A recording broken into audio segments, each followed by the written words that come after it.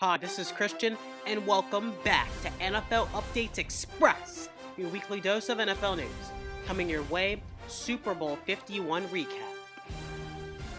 Oh my goodness, what a game, and perhaps one of the best Super Bowls we've ever seen. It was the New England Patriots overcoming a 25-point deficit against the Falcons and winning in the first overtime Super Bowl in 51 years.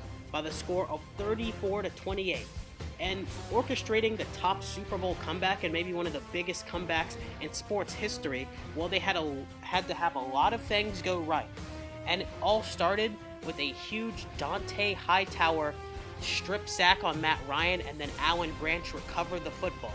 And while the Falcons were dominating all game long prior to that, it was a pick six by Robert Alford that led the Falcons to a 21-0 lead. And it seemed after that point, the Patriots did manage a field goal before the half, but it just seemed like the game was just out of reach for New England, despite how good they've been in years past. But it just seemed after that, Tevin Coleman scored 28-3, and it just seemed like an insurmountable lead and no chance for New England. But after the strip sack, Brady scored a touchdown. It was Danny Amendola making a great catch to make it 20-28. And then a huge sack was taken by Matt Ryan after a phenomenal catch by Julio Jones, which pretty much sealed the game, we thought, until Matt Ryan took a big sack, 2 holding calls, and then the Patriots had a big drive at the end and had a chance to win it. They did. They tied the game with a 2-point conversion to Danny Amendola after a James White 1-yard touchdown. They tied it at 28, got the ball in overtime, and then James White took it in from 2 yards out and barely got across the goal line, and the New England Patriots win their 5th Super Bowl in their Drive for 5 quest, and now the Falcons will be wondering how they blew a 25-point lead as they try to prepare for next season, and the Patriots will hoist the Lombardi Trophy once again. There are some great impact performers from both teams. Starting with the Atlanta Falcons, Devontae Freeman had a big 37-yard run at the beginning of the game, and he opened up with the first touchdown in Super Bowl 51. He ran for 75 yards, and a great game for him. Julio Jones and Taylor Gabriel had some nice games, amassing 9 targets with combined 7 receptions, and they played both very well, including Julio Jones' amazing catch and Taylor Gabriel's big catch down the field. Austin Hooper caught a touchdown for the Atlanta Falcons, and Patrick DeMarco and Tevin Coleman added 3 catches combined as well. Keanu Neal had a team-high 13 tackles, and Robert Alford had 11 tackles, an interception, and a pick 6. Grady Jarrett had 3 sacks, and he could have very well been the MVP, him or Robert Alford, for the Atlanta Falcons if they had gotten the win. Dwight Freeney also added a sack as well for the Atlanta Falcons. For the New England Patriots, well, we already know about Tom Brady's big comeback, but how about James White? He had 14 receptions, and that was a Super Bowl record for 110 yards, and he had a receiving touchdown at the end of the third quarter, which started their comeback. Then Julian Edelman, well, he made that phenomenal catch that really jump-started that drive and gave New England hope to finish off and tie the game before sending it to overtime. And who knows how he caught that.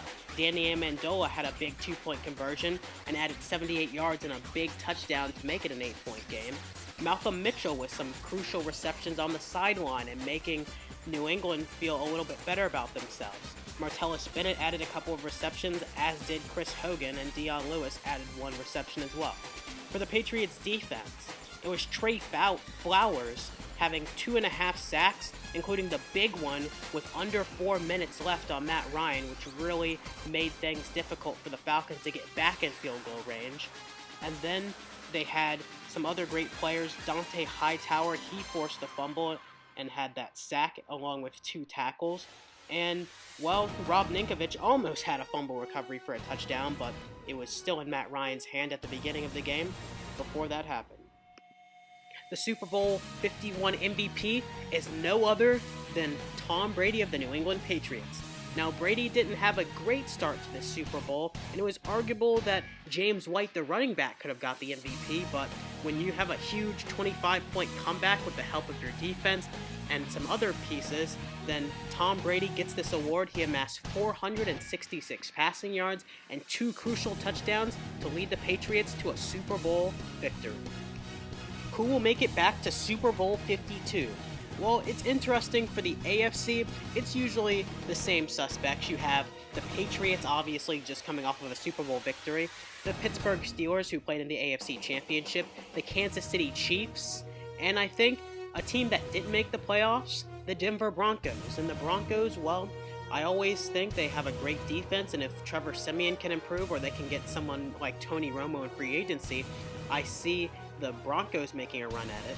And don't forget about the Oakland Raiders with Derek Carr. They had a lot of injuries late this season, but the Raiders could also make a run.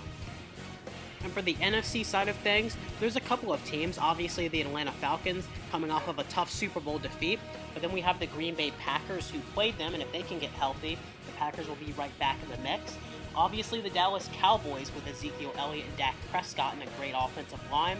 And then maybe a team that didn't make the playoffs that could make a run, well, the Carolina Panthers, and they went 6-10 this season, but with Cam Newton and a team who just played in Super Bowl 50, watch out as the Panthers could be back in the mix. Who could be some sleeper playoff teams for the 2017-18 season?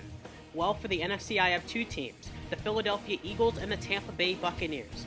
Now, the Buccaneers were so close to the playoffs this year, but just couldn't get that extra half a game to get in the playoffs.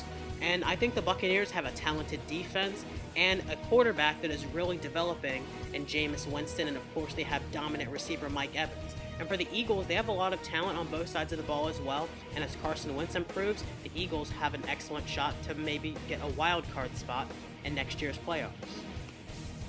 And for the AFC, it's the Tennessee Titans and the Los Angeles Chargers. Now for the Titans, they were oh so close to making it as well. They finished with a 9-7 record, but Marcus Mariota got injured and the Texans were able to sneak in the playoffs.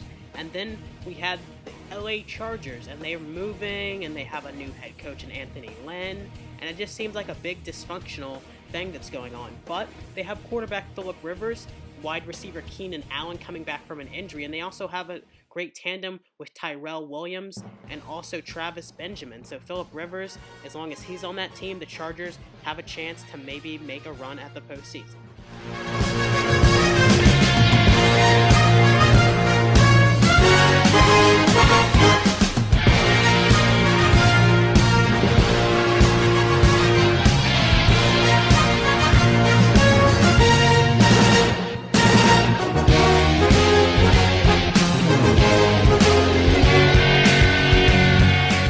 Thank you so much for watching NFL Updates Express all season long.